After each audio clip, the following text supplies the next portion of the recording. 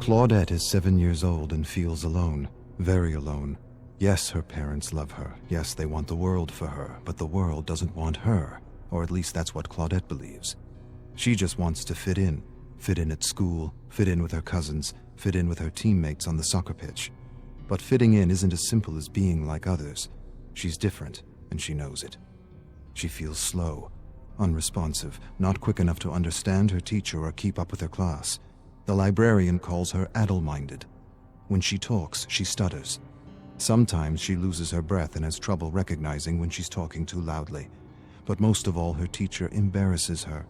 Says she's in the clouds, always in the clouds. Get out of the clouds, Claudette.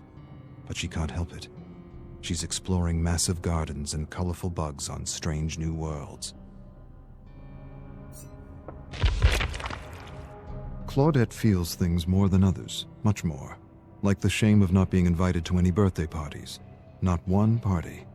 Every day her parents ask her who she played with at lunch, and every day she lowers her chin and tells them that she doesn't want to talk. Her parents ask her teacher, and her teacher tells them she likes to play alone. Not so much play, more like collect and observe things, flowers, weeds, beetles, worms, rocks. Some kids are just loners.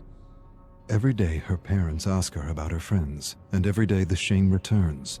They want her to have friends. More than that, they want a list of names for her birthday. But she doesn't have a list of names. She doesn't even have one name.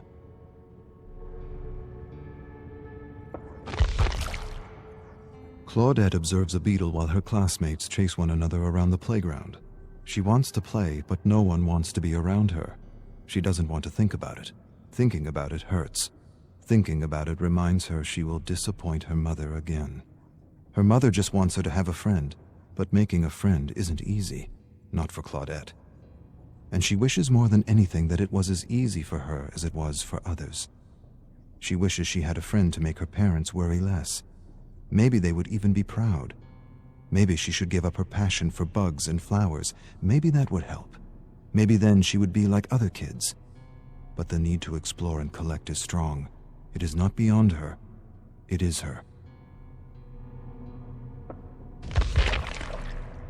Claudette loves to collect things, and she knows this is why many call her weird. Her father tells her she's perfect the way she is. He tells her a man named Darwin used to collect bugs and plants too. He had a big imagination like her. He often mused on ideas and theories, and boy did he come up with a whopper of a theory. He explains the theory, and she understands. Her father has a way of taking complicated ideas and making them easy to understand. Darwin. Claudette likes the name. She smiles, stares at her favorite blue and green beetle, and names him Darwin. Claudette's mom is crying.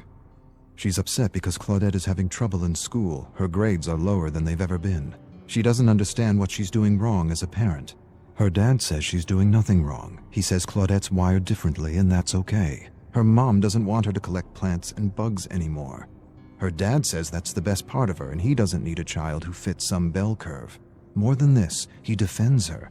He tells her mother that the greatest treasures gifted to the world were from those who didn't conform, who weren't normal, who didn't fit some outdated bell curve. Tolstoy, Tesla, Einstein, Shakespeare. Her mother doesn't care. A sudden cry escapes her lips. I don't want her to repeat the year.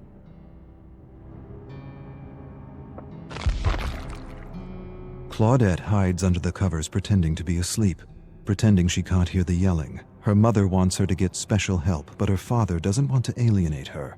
He's right. Claudette doesn't want the other kids to know she needs special help. They'll laugh at her. She'll figure things out. She promises she will. Her new substitute teacher, Mrs. Cahill, is helping her. A lot more than the other teacher who always said she was in the clouds. Her father says stress is the worst thing for a child's developing brain. Leave her be. Let her grow at her own pace. Stress shrinks the brain, destroys confidence, kills creativity. He doesn't want her studying at lunchtime. Lunchtime is for real growth, authentic growth. Growth unhindered by the pressure of tests and the fear of making mistakes.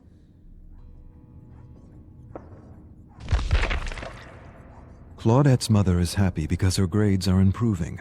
A single teacher can make a difference, can make all the difference, especially this teacher. Mrs. Cahill. Other kids call her strange and weird, but Mrs. Cahill isn't weird. She just gets it. She understands because she had a tough time learning when she was a student. This is why she makes an extra effort to help Claudette, to help her understand what she is explaining in class without alienating her. Claudette is happy because her new teacher is helping her, really helping her. She's learning new things every day. More than facts and vocabulary, she's learning how to learn, or rather, she's learning how she learns, and that is the key. But her teacher is doing something else. Her teacher is talking to her. She's talking to her about her issue, and how her issue is really a blessing in disguise if she can just learn how to succeed in a system that favors one type of smart at the expense of all the others. A system that frowns on taking chances or making mistakes, when making mistakes and taking chances is what is needed for learning, for true learning. Her teacher tells her that she has passion, and passion is everything.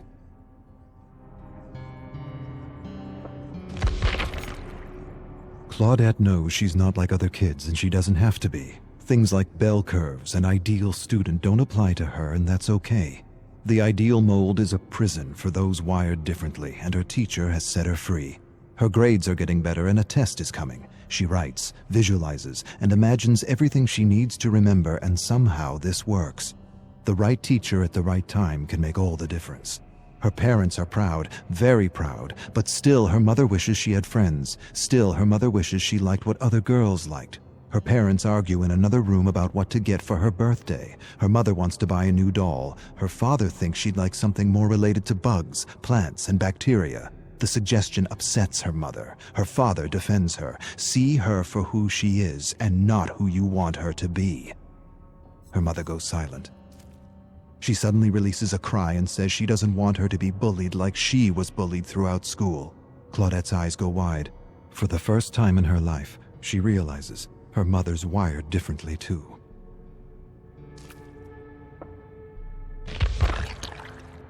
Claudette will be 8 years old tomorrow. She should be eager. She should be excited. She should be counting the hours, minutes, seconds. Instead, she is none of these.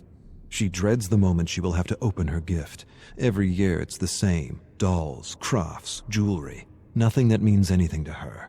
Maybe this year she'll smile and pretend she didn't want a magnifying glass, or a collection of stones, or a set of books on botany.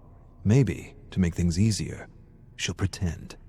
Maybe that'll make her mother less scared for her. Seeing her happy about her grades felt good. Real good.